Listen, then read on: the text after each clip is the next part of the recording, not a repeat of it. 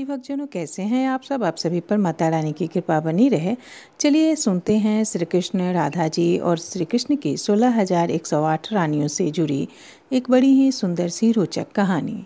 श्री कृष्ण की 16,100 रानियां नरकासुर को मार करके जिनसे विवाह किया था वो थीं, और साथ में श्री कृष्ण की 8 पट रानियां थीं, रुक्मणी, जाम्बंती, सत्यभामा आदि को लेकर के।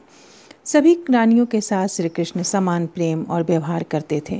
ऐसा माना जाता है कि श्री कृष्ण ने सभी रानियों के लिए अलग अलग राजमहल बनवाए थे और सभी रानियां अलग अलग राजमहलों में रहती थीं और किसी को भी श्री कृष्ण से कोई शिकायत भी नहीं थी, क्योंकि श्री कृष्ण हमेशा सभी रानियों के साथ विराजमान रहते थे। इसीलिए सभी रानियों को ऐसा लगता था कि श्री कृष्ण उन्हीं को सबसे अधिक प्रेम करते हैं और वो श्री कृष्ण को बहुत अधिक प्रिय हैं और वो भी श्री कृष्ण को अत्यधिक प्रेम करती हैं। इसीलिए श्री कृष्ण हमेशा उनके पास रहते हैं। चूँकि श्री कृष्ण सभी के साथ समान व्यवहार करते थे, इसलिए रानियों ने श्री कृष्ण से कहा कि प्रभु, आप मुझसे कितना प्रेम करते हैं। और इस तरह के घमंडपूर्ण बात सुनकर श्री कृष्ण को ऐसा अनुभव हुआ कि रानियों के घमंड को तोड़ना आवश्यक है। इसी से जुड़ी हुई श्री कृष्ण की बड़ी ही सुंदर सी रोचक कहानी है, जब राधा के प्रेम से श्री कृष्ण ने इन सभी को सबक सिखाया। कैसे किया श्री कृष्ण ने और कैसे हुआ, इन सब से जुड़ी घटना चलिए सुनते हैं। बड़ी ही सुंदर सी कहानी है। ये कहानी द्वारिका खंड के श्री गर्ग संहिता के द्वारिका खंड के 16वें और 17वें अध्याय में दिया गया है। बड़ी ही सुंदर और प्यारी सी कहानी है। तो चलिए सुनते हैं, जानते हैं श्री राधा के महत्व को, सिद्धाश्रम बताया जाता है कि इसका बहुत महत्व बताया गया है। ऐसा माना जाता है कि इसके स्मरण करने मात्र से सभी पाप छूट जाते हैं और इसके स्पर्श मात्र से साक्षात श्री हरि से कभी वियोग नहीं होता। उस तीर्थ को ही पुराण वेता पुरुष थे सिद्धाश्रम कहते थे। जब अपनी सखी के मुख से श्री राधा ने सिद्धाश्रम के महत्व को सुना और कृष्ण वियोग से व्याकुल हुई श्री राधा को उसमें नहाने का विचार आया। बैसाख मास में सूर्यग्रहण के पर्व पर सिद्धाश्रम तीर्थ की यात्रा के लिए कदलीवन से उठकर श्री राधा ने गोपांगनाओं के साथ जाने का मन बनाया। श्री दामा के शाप के कारण होने वाले श्री कृष्ण वियोग के 100 वर्ष बीत चुके थे और श्री राधिका शिविर में आरूढ़ हुई और सिद्धाश्रम को पहुंची। वहां भगवान श्री कृष्ण भी अपनी 16,000 रानियों के साथ यादव गणों के साथ तीर्थ स्थान के लिए आए थे। जब राधिका जी विधि पूर्वक स्नान कर रही थीं, तब वहाँ पर जितने भी गोप लोग थे उनके सेवकों ने उनको भगा दिया। जब श्री कृष्ण की रानियों ने ये देखा तो उसी समय भगवान श्री कृष्ण सिद्धाश्रम में प्रवेश कर रहे थे अपनी रानियों के साथ। तब उन्होंने उनसे पूछा कि आप सर्वज्ञ हैं, आप बताइए कि यह कौन स्त्री है जो स्नान कर रही है, जिसका वैभव अद्भुत दिखाई देता है, और यह किसकी प्रिया है और इसका नाम क्या है। तब श्री कृष्ण ने कहा कि ये वृषभानु की पुत्री कीर्ति नंदिनी श्री राधा है और ये संपूर्ण ब्रज की अधीश्वरी, गोपांगनाओं की स्वामी और मेरी प्राण वल्लभा है। श्री कृष्ण के मुख से श्री राधा के बारे में ये सब सुनकर सत्यभामा को बिल्कुल भी अच्छा नहीं लगा और उन्होंने अपने सौत के बीच में धीरे धीरे कहा कि क्या राधा ही रूपवती है? मैं रूपवती नहीं हूँ। पूर्व काल में बहुत से लोगों ने मेरी याचना की थी।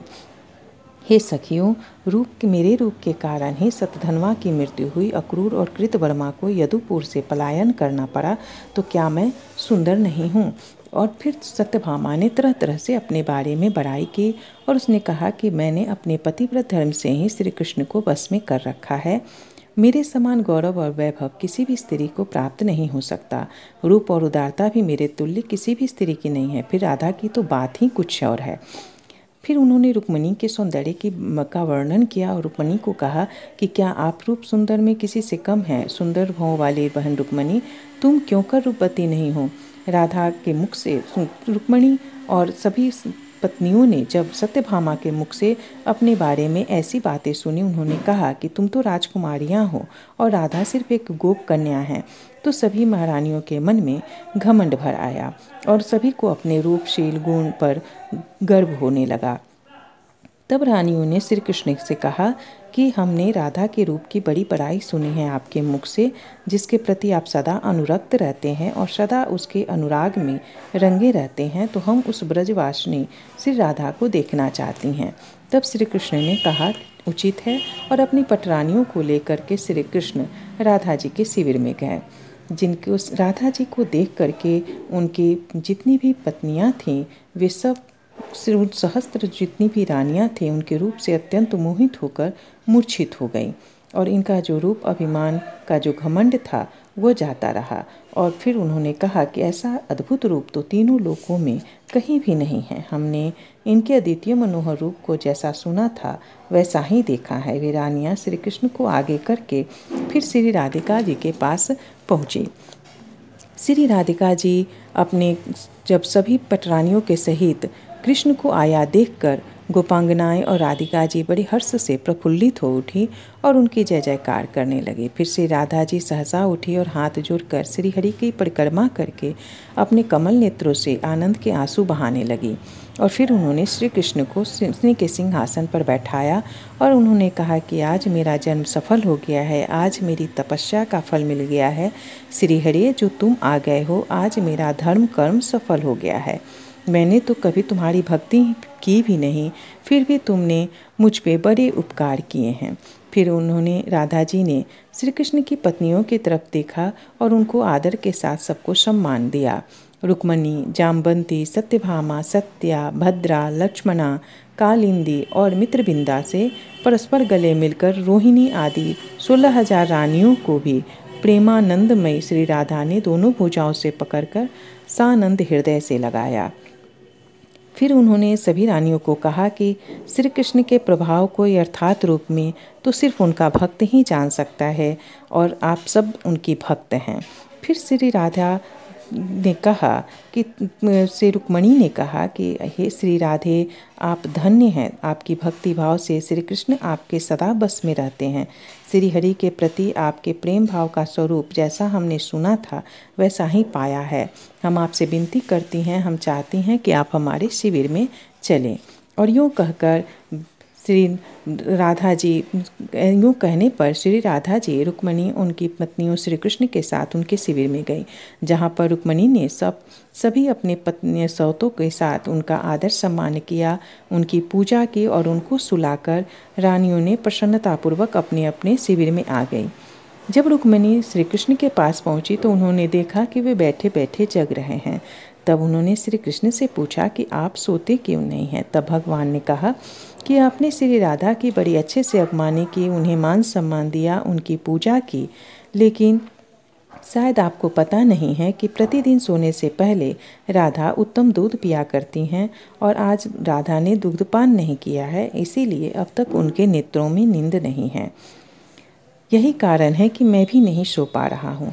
ये बात सुनकर रुक्मणी अपने अन्य श्री कृष्ण की पत्नियों के साथ गर्म कटोरे में दूध लेकर के श्री राधा के पास पहुँची और उनको दूध पिला करके फिर सभी श्री कृष्ण के पास आ पहुँची।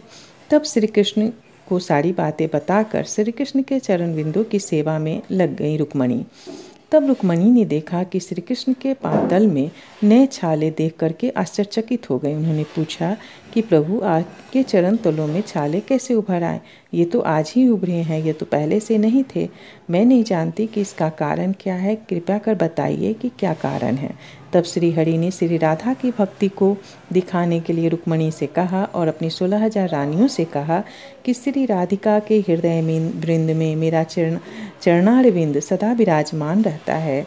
उनके प्रेम पास में बंधकर वह निरंतर वहीं रहता है, कभी निमेष मात्र के लिए भी अलग नहीं होता। आज तुम लोगों ने कुछ अधिक गर्म दूध ही राधा जी को पिला दिया है और वह दूध मेरे पैरों पर पड़ा और इसी के कारण मेरे पैरों में ये छाले पड़ गए हैं। तब श्री कृष्ण की बात सुनकर रुक्मणी आदि पत्नियों ने बड़े प्रेम से उनके पैर को सहलाया और उन्हें सब ओर से बड़ा विस्मय हुआ और परस्पर कहने लगे कि मधुसूदन माधव, श्री राधा की प्रीति बहुत ही उच्च कोटि की है।